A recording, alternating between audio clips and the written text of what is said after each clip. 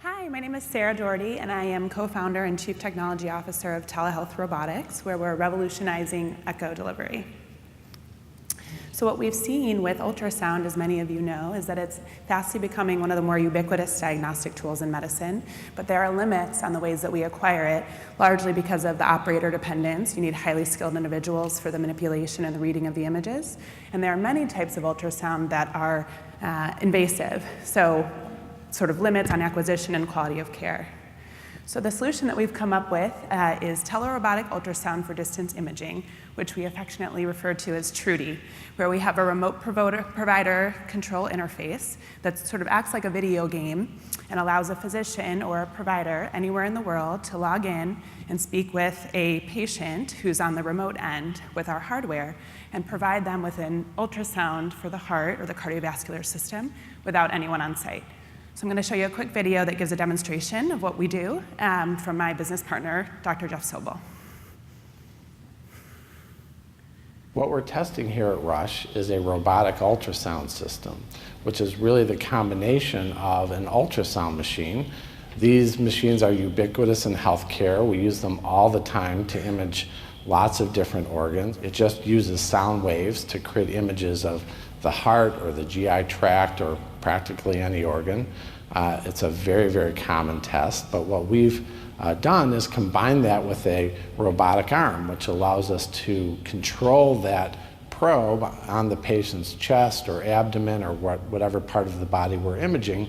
We can control that with very fine movements, and we can even do it telerobotically. So that robotic arm can be controlled by somebody who's there with the patient or by somebody who's halfway around the world. Ultimately, we're looking at other applications, including aortic valve replacement, other types of heart procedures, and other types of ultrasound procedures that could be done for the GI tract, for the musculoskeletal system, the nervous system. But right now, our clinical trial at Rush is starting with the carotid arteries, and then ultimately we hope to be doing this as part of a procedure for heart valve replacement.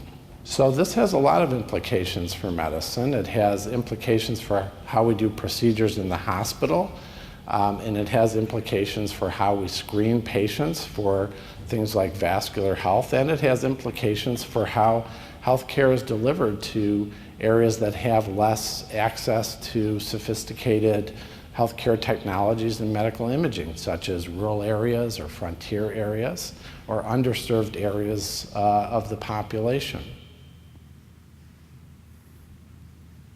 So as Jeff talked about, there's a number of different applications for our TruDi system, sort of expansive use cases within the echocardiography field, procedure guidance, screening, triage as a teaching tool, or even in chronic care, and various locations that this system could be used. In the cath lab, in the clinic, on a military base, or in a rural area where people can't get access to this important diagnostic exam, or in a disaster relief scenario. So the initial application that we've targeted for TruDi is actually echo for TAVR procedure guidance, largely because it's a very fast-growing procedure in cardiography.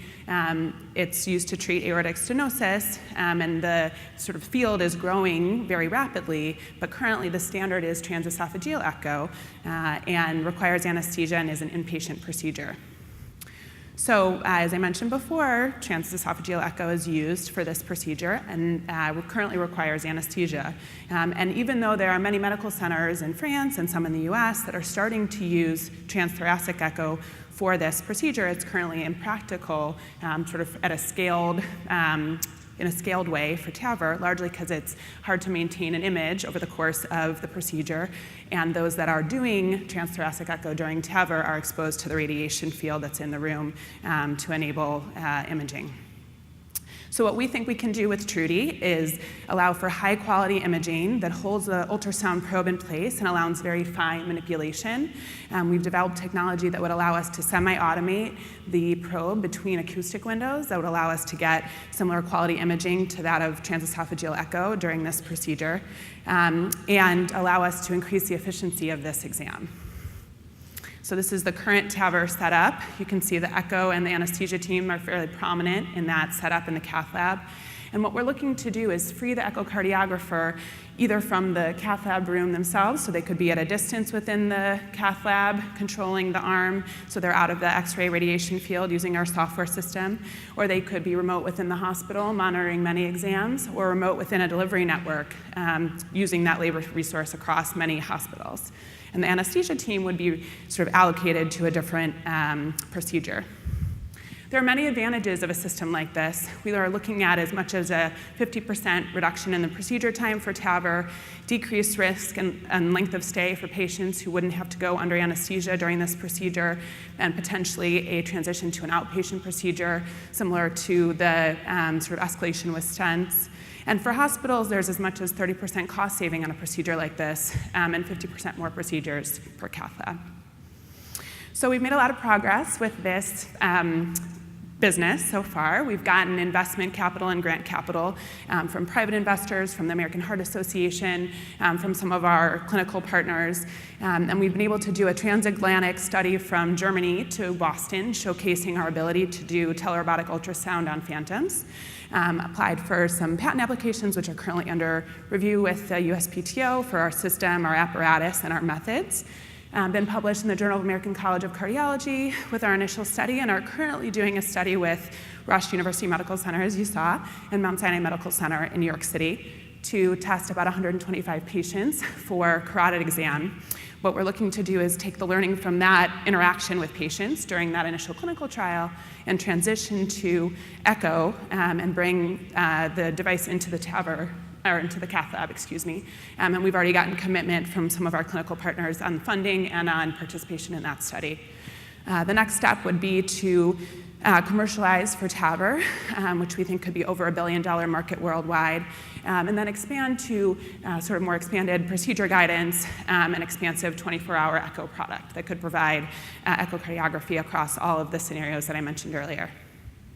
So we have an outstanding team that's been helping us with this project, myself and my business partner who started the company, 2 wonderful clinical leads who are here with us today, and some advisors in the clinical space and also in industry that have really stepped up to advise the business and help make it successful.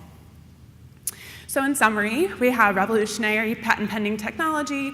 We have clinical studies with leading medical centers who are really evangelists for this diagnostic tool, which is growing as we speak, and a high-return initial application that sort of allows us an entry point into the market.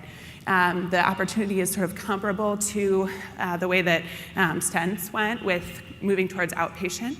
And we have a platform that enables rapid growth from TAVR to procedure guidance to expansive 24-hour echo and access to that diagnostic service around the world. So thanks so much. I look forward to your questions.